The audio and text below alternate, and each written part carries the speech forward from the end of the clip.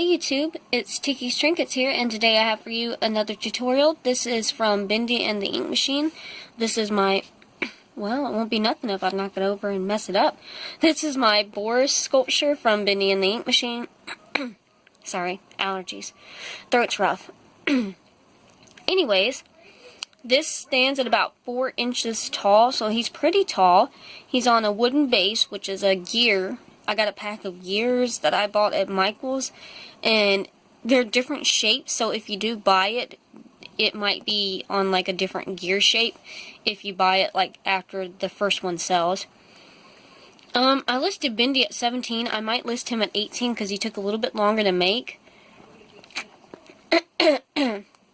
Excuse me, I'm awful today. And I'm bad at recording today because I can't seem to focus. Okay. He's kind of giving like a thumbs up here. It wasn't supposed to be intended like his ribs were ripped out like in the game. But that's kind of how it looks like he's holding his stomach because he knows it's going to get ripped out of his chest. Anyways, yeah. Just a quick 360. His back and head are flat, per my usual. His ears are rounded. Some pictures show his ears pointed. Some show them rounded. I believe they were intended to be round for the first design, like the original. Not trying to do any copyright claims here, you know what I mean? The original character design for Boris. But yeah, just pretty simple. All you need is black and white clay and black and white acrylic paint, just like with Bendy. And now, let's go ahead and get into it. See you in the tutorial. Alright, for this tutorial, you're going to need black clay and white clay. You can use whatever brand you prefer. Just started the video, already messing up. Great start. Let's start with the black clay. Go ahead and roll out all the balls that you would need for the arms, the legs, the body, and such. You can pause the picture here to see how many balls you need for each item. I'm going to start with the large ball. This is going to be his abdomen, and you know, his lower torso as well. Just rolling it between your fingers, kind of make this weird oblong shape. Just make it fatter at the top, smaller at the bottom. Then go ahead and press it down gently with the palm of your hand. And it should look something like this once you're done. You don't want to make it too flat. He does have a really puffy chest. It's ripped open, but it's puffy. We're not doing ripped open, though. Not this time.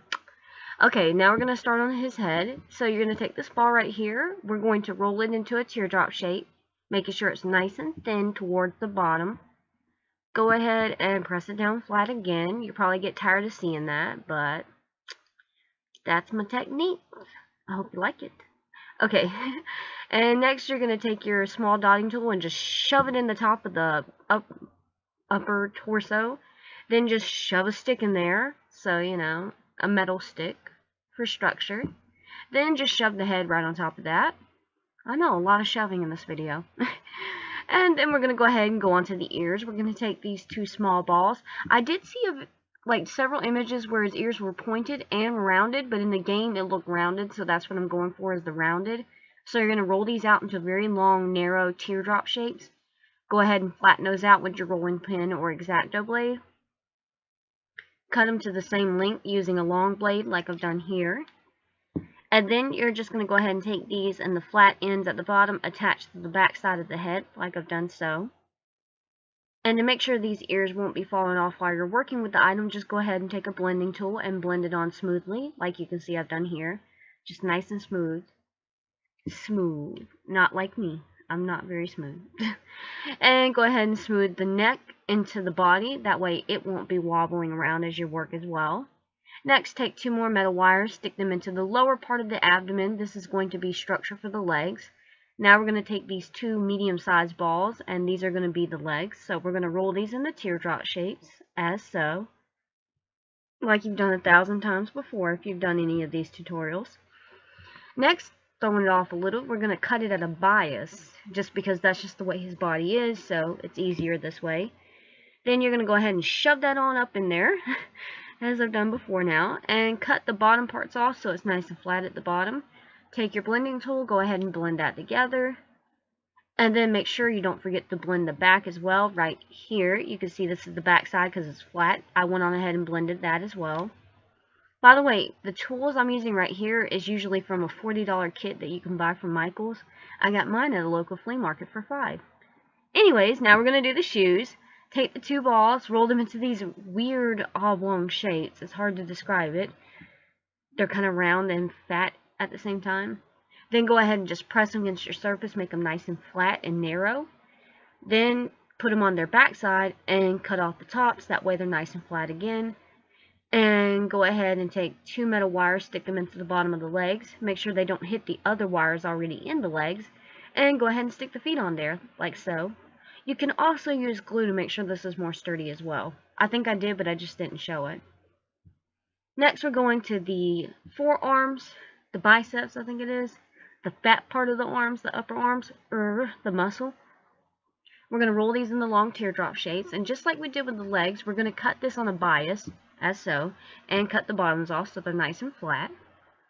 And then you can just go ahead and attach it to the upper torso of the item, like so, posing the arms in whatever position you like. I still wanted him grabbing his chest, even though he's not, like, you know, being ripped open.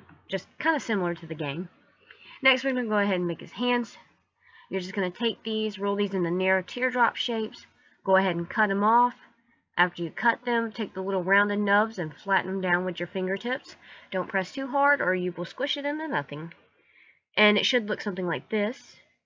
Next, to make each individual finger, I just do the easy way because everything else takes so long. I like a little easy. Go ahead and indent with your dotting tool or X-Acto knife for each finger. Now we're going to take 2 more little balls, roll them into teardrop shapes and attach them. These are the thumbs. Mine's actually kind of giving a thumbs up. Like, I wanted it to be like that, but I wanted it attached to the torso because it's more secure that way. It's just a preference. And use glue to attach the hands. Next, we're going to go back to the white, so make sure you wash your hands in between. Make 1 slightly larger ball. The smaller one we're going to start with, just going to go ahead and roll that out nice and flat into an oval shape. Attach that to the face. Cut the bottom part off. I used the reference picture for the face. Do so if you need to as well. Then I indented with my dotting tool where the lines of his face curve inward, and then I cut that out, as you can see here. And I did that on both sides. Here is the other side. I just wanted you to see like a nice 360 of it. Well, 150. I don't know. It's not the full head. And then at the top part of the head, as you can see, I cut a small triangle, again, using a reference picture. Next, take the other white ball that we have. This is going to be the lower part of his mouth. You're just going to roll this into a narrow teardrop shape. You could go further and make another one and make his mouth open, but I just made it like a closed mouth. Again, trying to make it a little easier. Go ahead and roll this, but don't roll it all the way flat. Keep a little bump because he has like a really bumpy looking snout. Cut half of it off, that way you have one flat end. Next, you're going to indent where the nose goes, so take a small dotting tool and just press it into the clay to make an indentation. And then I wanted to indent with my dotting tool or X-Acto blade. I say dotting tool, but you know what I mean. The ridges on his snout, it's hard to explain. Reference pictures, people, reference. Then I just attach that to the body, well, to the head. As you can see here in the other picture, make sure you blend that together so it molds together seamlessly. Go ahead and take your alcohol and cotton swabs. Hope you don't forget like I did last time. Oopsie. Clean it off, make it nice and pretty. Looking nice and pretty here. And now you're ready to bake it. Bake it according to package instructions or my way, 350 degrees for about, if you got white or yellow, try to do 14, about 14, 30. Don't do the full 15. Next, take a pencil, outline where you want the face and ridges of the nose to be. Then using your acrylic paint, go ahead with a small dotting tool or a small paintbrush, paint in those details. I wanted to show you like the ridges on the side here. It's kind of hard to see from the front. Next, I like giving it like a pasty, drippy look, so I take the white acrylic paint and paint in all the white that we did. It seems redundant, but it's just something that makes it a little more, as you can see, more cartoony looking to me. Next, to make this a cake topper / sculpture so it's very structurally sound, take E6000, whatever base you prefer. I got these from Michael's, they're little gears. Just go ahead and glue that on there. After that dries, go ahead and glaze it with your polyurethane varnish, which is what I use. And you're done. I hope you all enjoyed this and stay tuned for more tutorials. Bye-bye.